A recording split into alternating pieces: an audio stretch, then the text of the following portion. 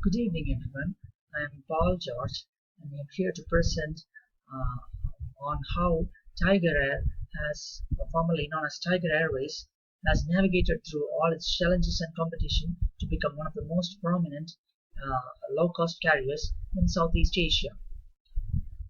At its inception in 2003 by Domestic Holdings, Rhinasia Limited, and US-based Indigo partners, they started off as a low-cost carrier with its operation in Indonesia as well as Malaysia. And right now they are wholly owned subsidiary of Singapore Airlines with 56% of its stake held under Singapore Airlines, and they have coined a term under Budget Aviation Holdings for the company, which is headquartered at East Region, Singapore, one of the most prominent regions on the world air map. And their growth has been significant. But during the time during the humble beginning, it was very difficult to provide a full service network airlines to operate wholly on low cost carriers. Also, they could not be premium, low cost, full service, and no frills all at the same time. Be it any of the airlines, prominent ones throughout the world, they cannot provide all these four things at the same time.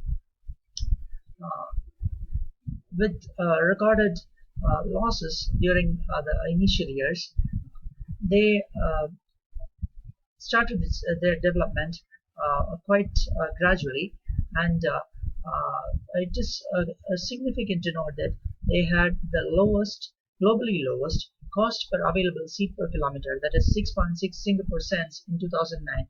That year was a year of reported losses, but still they were able to achieve such a glorious feat, globally lowest. And the current CEO, Lee Lakeson, is in with strategies to implement a merger between Scoot and TIgerair. Both are wholly owned subsidiaries of Budget Aviation Holdings. So let's have a SWOT analysis of the company TIgerair. The strengths of the company at the time of its inception was a right blend of financial muscle as well as industrial knowledge. With an inexperienced CEO, Mr. Patrick Gann, inexperienced in the sense he was not associated with the aviation sector, rather experienced with the pharmaceutical sector, was thrown into the establishment of a low-cost carrier, which is very much different from regular air carriers. They had entirely different methods and procedures, as well as marketing approaches and skill sets. But this was overcome. The next CEO was appointed, with Anthony Davis, who was vastly experienced and associated with various aircraft companies in Europe, and was appointed in 2005. Less spending was the primary end of the markets in Malaysia and Indonesia, and that helped them to grow in due course of time. But there were inherent weakness of governance, as well as no proper staff accountability, which has led to serious credibility losses that has happened. Various air accidents that were reported in the name of TIgerair during the time of its earlier years of its operations. As well as they had cut off its operations during earthquake, while AirAsia, one of their most prominent competitors, operated while the earthquake struck Sumatra and Java regions of Indonesia, were totally cut off from the rest of the world. AirAsia, it is to be noted that AirAsia, for its significant success, has a key strategy of using Airbus A320 for all its low-cost carriers throughout the globe. That has led to significant lowering of manpower training as well as operating costs. The pilot proficiency issues that TIgerair had to face in Australia had led to their ban for almost continuously 6 weeks, and has led to numerous customer unrests. The strategic partnerships in different parts of the world for expansion of business were really good, but has also met up with failures of Mandalay Airport's takeover and had led to bankruptcy. When the proposed merger with Singapore Airlines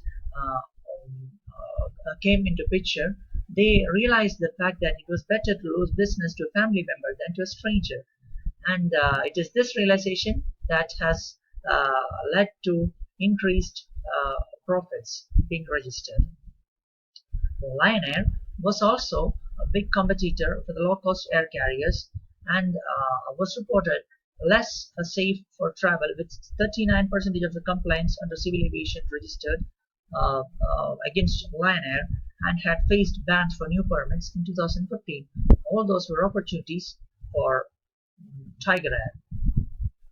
Coming to the threats, as already mentioned, Lion Group as well as Air Asia with its associates were primary threats for TIgerair. When telling about Air Asia, it is also significant to note that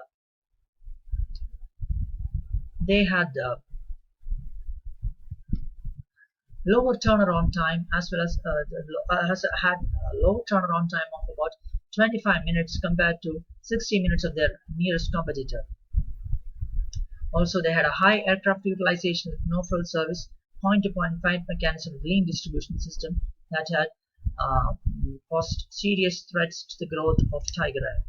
However, they have grown, and they have grown through various means into one of the most prominent air carriers in the country.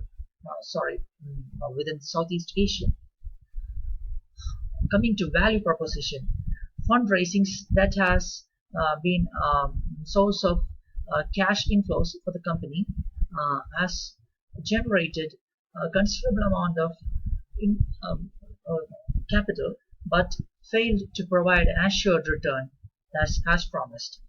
This repeated IPOs and losses in subsequent years has led to dissatisfied investors, that in turn affects the credibility which comes as a result of dissatisfied customers. Refraining from halting operations at times of need, especially during natural calamities as already mentioned, and failing to strictly adhere to the guidelines while appointment of cabin crew will also lead to loss of credibility.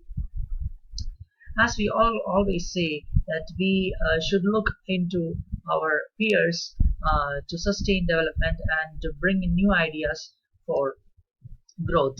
I would like to put it in a different way, and that would be like, it's not the peers they have to look into, the market leaders like Virgin Atlantic, Air China, British Airways, Etihad, or Singapore Airlines, be it any one of them for that matter. They are all market leaders and has adopted different strategies for growth at different stages of their success.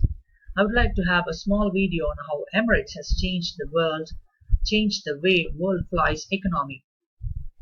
It's very interesting to note that they have brought in a whole new dimension into how economy class is being flied throughout the globe.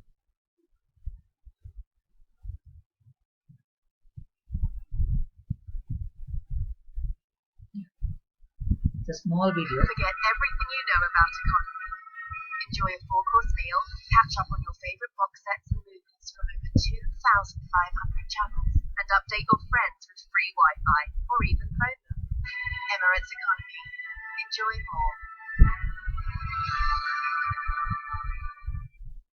See, those kind of strategies can definitely lead to generation of more of business. The next phase of the company would be Tiger Scoot merger as proposed by Mr. Lee. That has to see reservation systems merged into a single platform, which would leave the customers satisfied as well as happy to see that they are not being distinguished for booking tickets on any of the airline that is proposally going to be merged.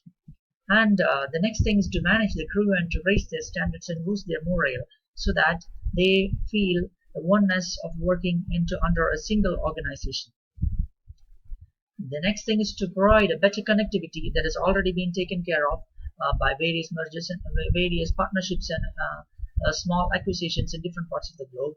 However, Mr. Lee has a dream of a Singapore agent's dream flight at just $600 and for it to come true, there has to be entirely market breaking strategies, just like how the Emirates has offered economy and a whole new dimension.